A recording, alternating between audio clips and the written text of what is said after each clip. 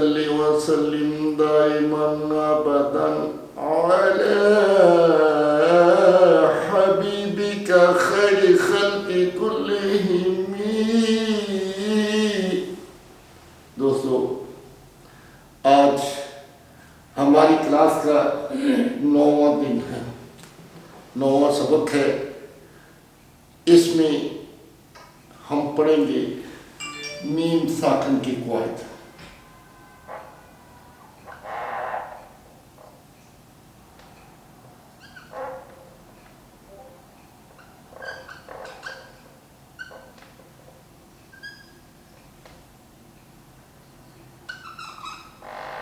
میم ساکن کے قواعد پڑھیں گے.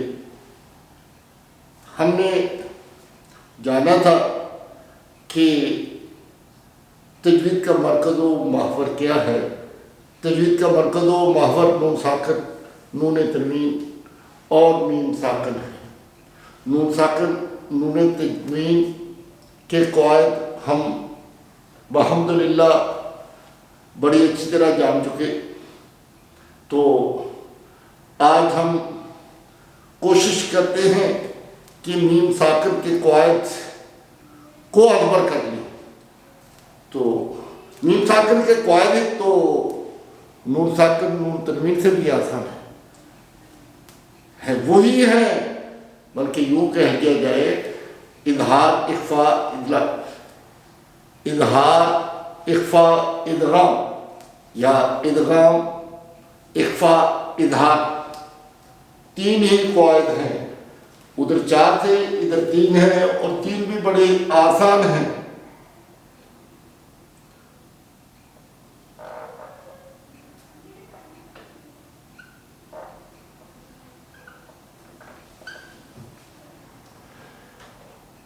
ادغام،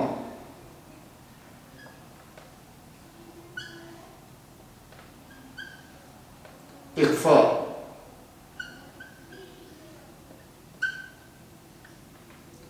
اظہار.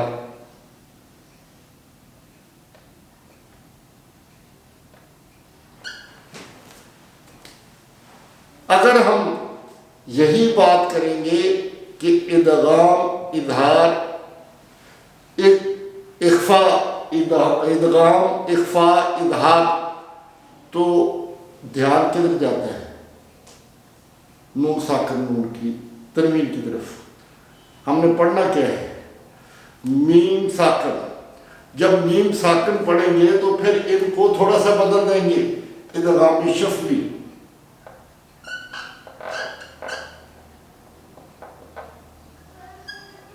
اخفاء شفوی،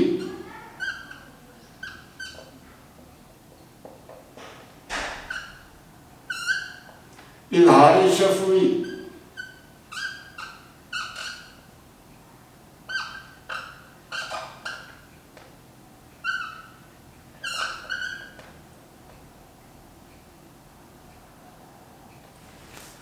دیکھا، اگر ہم کہتے ہیں ادغام اخفاء اظہار تو دماغ فوراً کدھر جاتا ہے؟ نون ساکن نون تنوین کی طرف.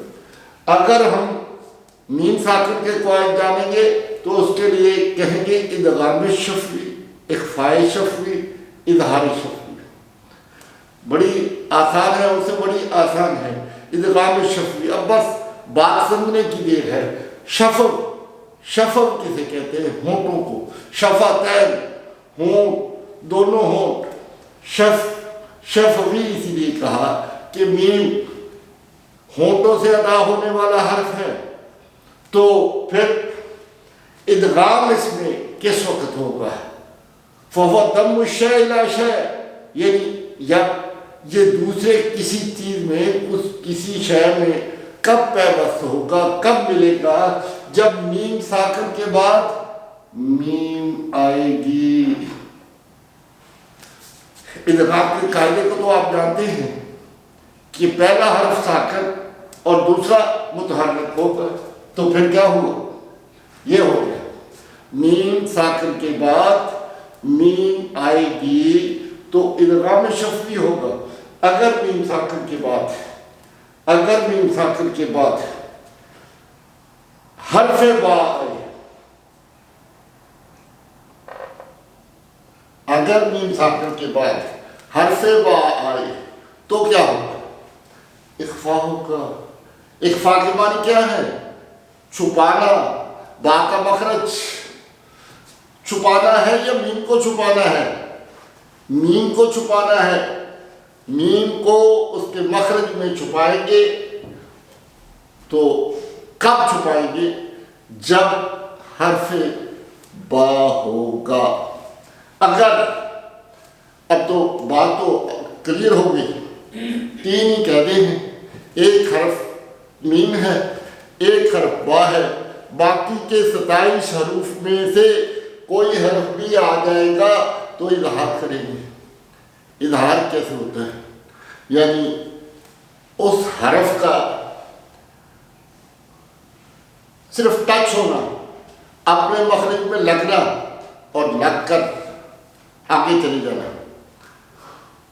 اب ہونا کیا ہے؟ قاعدے ہم کون سے پڑھ رہے ہیں؟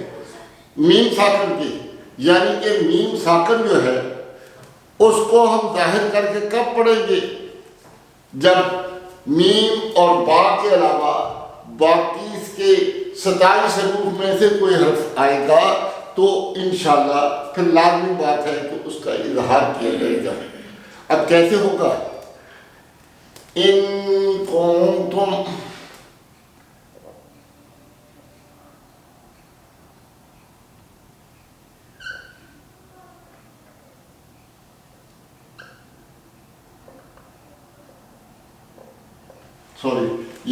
یہ تو ہو گیا اظہار. اظہار شفوی ہوا، اظہار ہوا، اظہار شفوی نہ ہوا. اب اظہار کی مثالیں دیکھنی ہیں تو ہمیں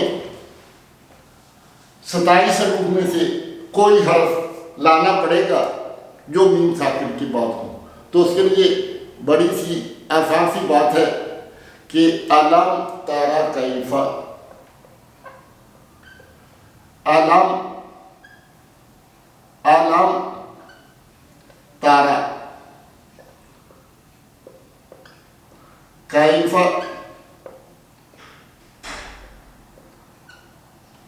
اب اسی طرح آگے چلتے جائیں گے. یہ اظہار ہوگا یہاں پر علم نہیں کریں گے. علم تارا کیف فعل ربک باصحاب الفیل. آگے آ جائے گا علم یجعل، علم یجعل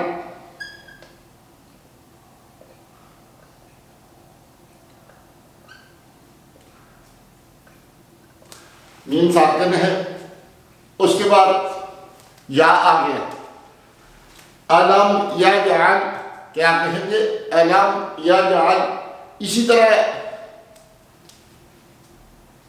آپ نے اگر کبھی غور کیا ہو تو ہم سورت اخلاص ہر نماز میں تقریباً پڑھتے ہیں تو وہاں کیا کرتے ہیں؟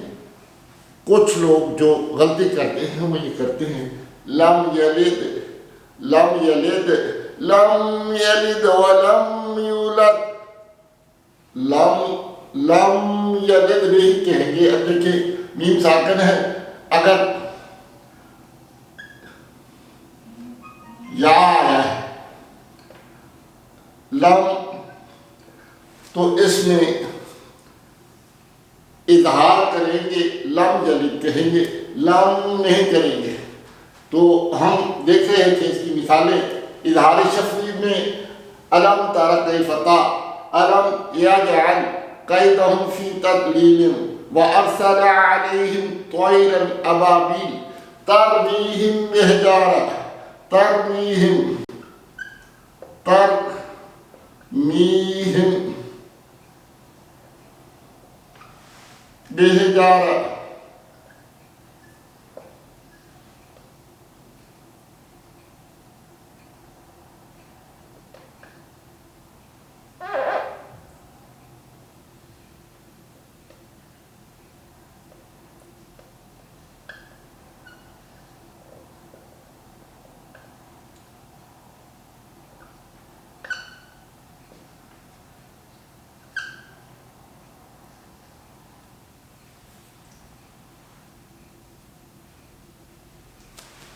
اب یہ دیکھیں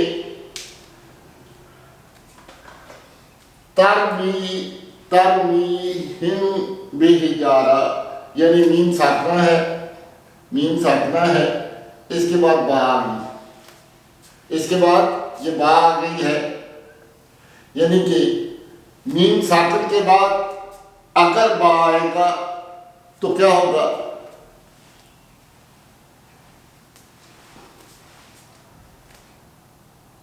ادغام ہوگا،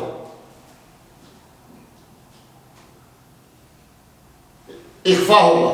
میم ساکنہ کے بعد اگر با آئے گا تو کیا ہوگا؟ اخفا ہوگا۔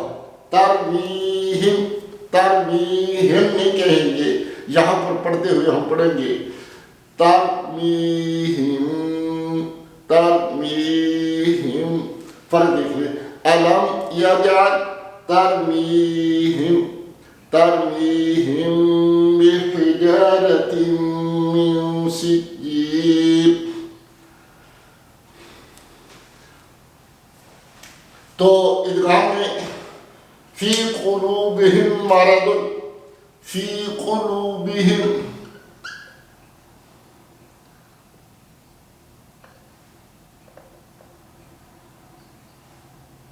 فی قلوبہم،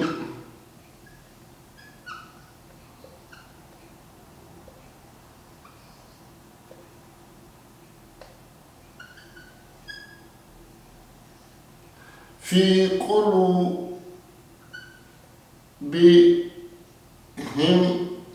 مرض، فی قلوبہم مرض، میم کے بعد میم آئے گا تو ادغام ہو جائے گا۔ اب ہم اس کو پڑھیں گے، فی قلوبہم مرض نہیں پڑھیں گے بلکہ کیا پڑھیں گے؟ فی قلوبہم، ہم پڑھیں گے، ہم مرض۔ اسی طرح اخفا میں ہم کریں گے ترمیہم بحجارۃ، تو اسی طرح جب ہم اظہار کریں گے تو اظہار کرتے ہوئے ہم کہیں گے الم تر کیف فعل ربک باصحاب الفیل الم یجعل کیدہم، الم یجعل کیدہم، یا قل هو اللہ احد اللہ الصمد لم یلد لم یلد لم یلد نہیں کریں گے۔ تو چلیے یہ قواعد تو ہم نے پڑھ لی، اب ہم جانتے ہیں غنہ اور اخفا کا فرق۔ غنہ اور اخفا،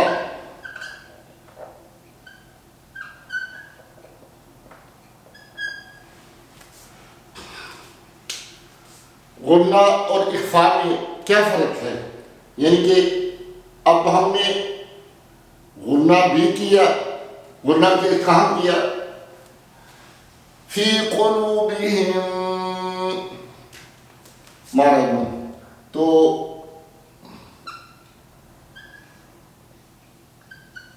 ان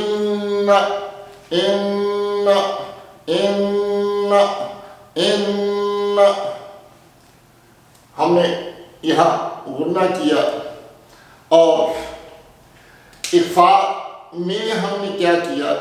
الم ترمیہم، ترمیہم،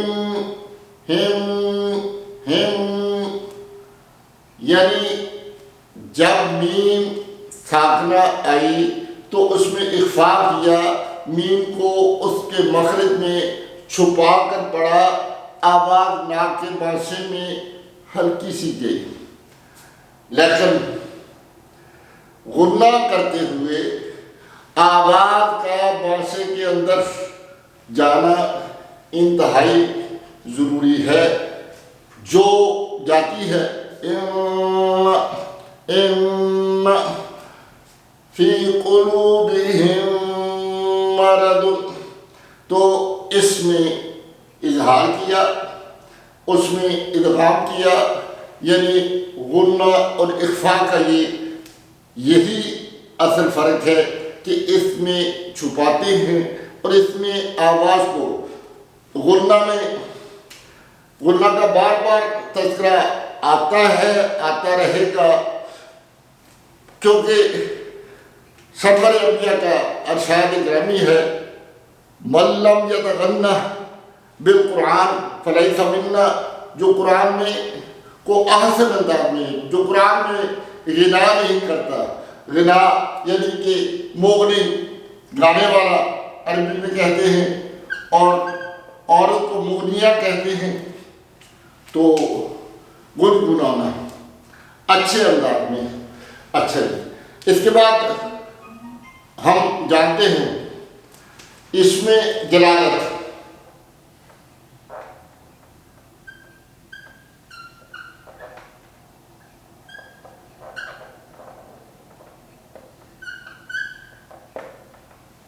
اس میں جلالت جو ہے یہ کب پر اور کب باریک ہوتا ہے، یہ کب پر اور کب باریک ہوتا ہے۔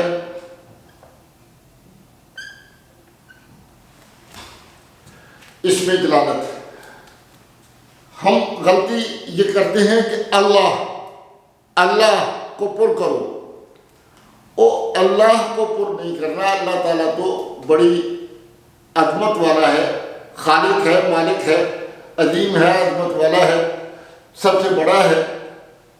اس میں جلالت کو پر کرنا ہے، اس میں جلالت کو باریک رکھنا ہے، تو اس لیے اس بات کا خاص خیال رکھیں، کہتے ہوئے اس میں جلالت کہیں یا اس میں اللہ کہیں، اللہ کے نام کو کہیں، یہ بات اس میں جلالت سے منقول ہے کہ اگر زبر یا پیش ہوگی تو ہم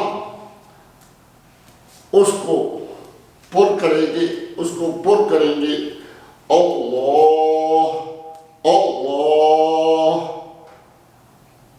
اللہ واللہ۔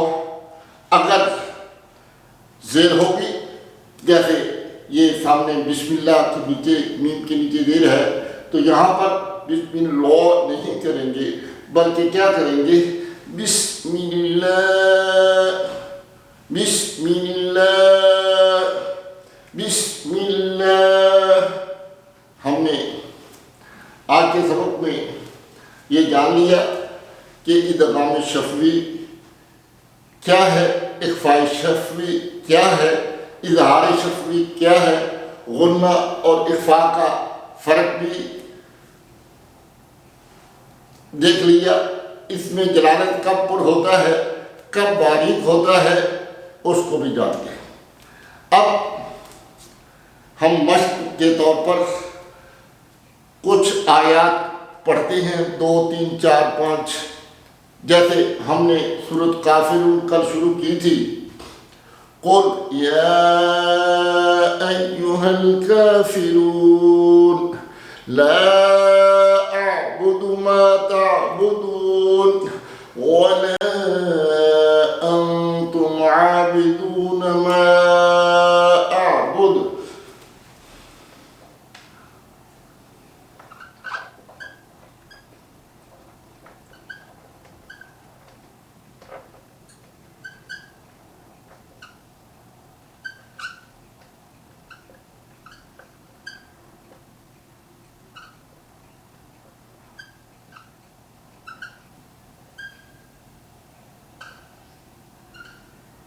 ولا أنا عابد ما عبدتم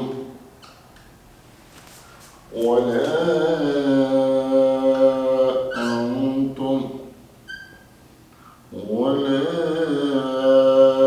أنتم ولا أنتم عابدون ما أعبد عابدون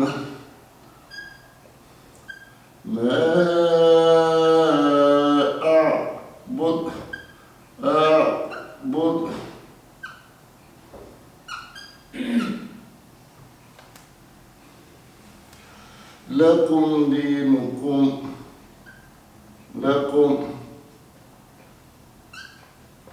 دینکم،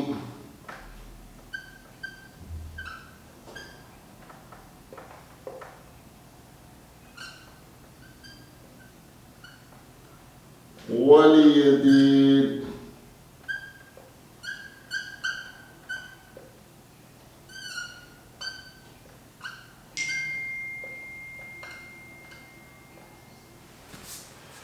ولا أنا عابد ما عبدتم ولا أنتم عابدون ما أعبد لكم دينكم ولي دين۔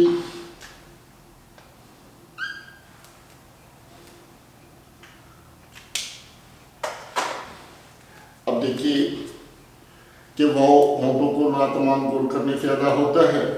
لام ثنایا رباعی انیات دو حق کی وصولی اس کا مخرج ہیں۔ اس کے بعد الف آ گیا، الف سے پہلے زبر آ گیا تو الف کون سا ہو گیا؟ اس کے بعد مدہ کا ہو گیا، حرف مدہ کے بعد حمزہ سبب مد آ گیا تو اس پہ مد آ گئی۔ ولا آنا، نون کے اوپر زبر ہے اور اس کے بعد کھڑی زبر ہے، اس کے بعد الف ہے تو آنا عابد، آنا عابد ما عبدتم، یہ تھی زبر نہیں ہے۔ ولا انا عابد دم ما عبدتم، عابد کھڑی زبر ہے، المدیۃ الصغیریہ ہے، بدم میم مشدد ہے تو دم عبدتم، عبدتم یہ دال کا عبدتم ہے، لیکن پڑھتے ہوئے کیا پڑھیں گے؟ عبدتم، یعنی اس میں ادغام ہو گیا، ادغام ہو گیا۔ عبدتم، با کے بعد دال ساکنہ ہے، پہلا حرف ساکن ہو اس کے بعد والا حرف متحرک ہو تو اس میں ادغام ہوتا ہے عبدتم۔ ولا انتم عابدون ما اعبد، وا سے وہی بات ہے، ولا انتم، انتم نون ساکنہ ہے، نون ساکنہ کے بعد حرف آیا اخفا کا، تا سا جیم دال ذال ذا سین شین صاد ضاد طا ضا فا قاف قاف، تو کیا ہوا؟ انتم حرف اخفا آیا تو ہم نے اس کو اخفا کر کے پڑھا انتم۔ ولا انتم، تا کے بعد میم ساکنہ ہے، جب میم ساکنہ آتی ہے تو اس کے بھی قواعد ہیں جو آج ہی ہم نے پڑھے ہیں، میم ساکنہ کے قواعد آج ہی پڑھے ہیں۔ میم ساکنہ کے بعد حرف عین آیا ہے تو کیا کریں گے؟ لیکن میم اور با تو نہیں ہے نا، میم اور با کے بعد علاوہ جتنے بھی حرف ہیں وہ آ جائیں تو ہم اظہار کریں گے۔ یہاں تم نہیں کریں گے، انتم عابدون، عابدون، واو مدک ہے، واو ساکنہ ہے، اس سے پہلے پیش ہے، عابدون ما اعبد۔ اب دال پہ چونکہ ہم نے وقف کیا ہے، جب وقف کریں گے تو 5 حروف ہیں، حرف کلکلا، قاف طا با جیم دال، ان میں سے کوئی حرف آ جائے تو کلکلا ہوگا، یعنی آواز اپنے مخرج میں جم کر نہیں بلکہ ٹکرا کر لرزتی ہوئی واپس آئے گی۔ لکم، لکم میم ساکن کا قاعدہ آگے پڑا ہے، لکم دینکم، یہاں دیکھ لیں پھر میم نہیں ہے نہ با ہے، میم اور با نہ ہو تو جو بھی حرف ہو ہم اس کو اظہار کریں گے، لکم دینکم ولی دین. پھر میم ساکنہ ہے، میم ساکنہ کے بعد واو ہے، اس لیے یہاں بھی نہ ادغام ہوگا نہ اخفاء ہوگا بلکہ اظہار ہوگا، بلکہ اظہار شفوی ہوگا. اظہار کہنے سے دماغ جاتا ہے نون ساکن نون تنوین کے قاعدوں کی طرف. اگر میم ساکن کے قاعدے کی بات ہوگی تو ادغام شفوی، اخفاء شفوی اور اظہار شفوی کہیں گے. صدق اللہ